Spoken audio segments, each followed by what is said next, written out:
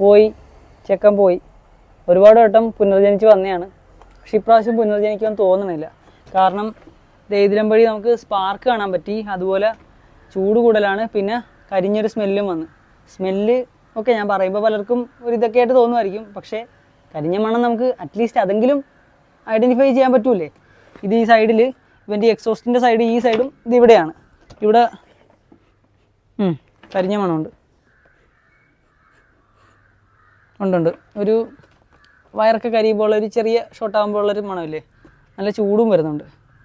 അപ്പോൾ ഇവൻ്റെ ടൈം കഴിഞ്ഞു. ഏകദേശം ഒരു 3 വർഷത്തിന് മേളിലായി, 4-ന് തോന്നുന്നു. നമ്മുടെ കൂടെ കട്ടയ്ക്ക് നിൽപ്പുണ്ട്. ആക്ച്വലി ഇവൻ ഓസ്ട്രേലിയയിൽ നിന്ന് വന്നതാണ്. സക്ഷൻ പവർ 160 MBAR അത്രയും നമുക്ക് സക്ഷൻ തരുന്നുണ്ട്. അത്യാവശ്യം നല്ല രീതിയിൽ വർക്ക് ചെയ്യുന്നുണ്ടായിരുന്നു. ഇവനെ കൊണ്ട് നമ്മൾ ഒരുപാട് പൈസ ഉണ്ടാക്കിയിട്ടുണ്ട്. അതുപോലെ നമ്മളും ഒരുപാട് കെയർ കൊടുത്തിട്ടുണ്ട്, ഒരുപാട് റെസ്പെക്റ്റ് കൊടുത്തിട്ടുണ്ട്. കാരണം നമ്മുടെ അന്നദാതാവായിരുന്നു ഇവൻ. ഇനിയിപ്പോൾ അടുത്ത ഒരു വാക്യൂം ക്ലീനർ സെറ്റാക്കണ വരെ നമുക്ക് ഇൻഡോർ വർക്കുകളുടെ കാര്യത്തിലൊരു ലിമിറ്റേഷൻ ആയിട്ടുണ്ട്. അതെന്തായാലും അടുത്തത് മേടിക്കാൻ പറ്റുമ്പോൾ ഞാൻ പറയാം. ഇതിപ്പോൾ നോക്കുമ്പോൾ ഒരു സൈഡിൽ കൂടെ പൈസ വരും, ഇപ്പുറ സൈഡിൽ കൂടെ നമ്മൾ പ്രതീക്ഷിക്കാത്ത വഴി കൂടെ പൈസ പോകും. അമ്മാതിരി ഒരു സിറ്റുവേഷനിലൂടെയാണ് ലൈഫിൽ നമ്മൾ കടന്നു പോകുന്നത്. അപ്പോൾ നമ്മുടെ ചെക്കന് ഒരു ഒഫീഷ്യൽ ഗുഡ് ബൈ പറയുകയാണ്, നിങ്ങളെയും കൂടെ അറിയിക്കുകയാണ് ഈ കാര്യം.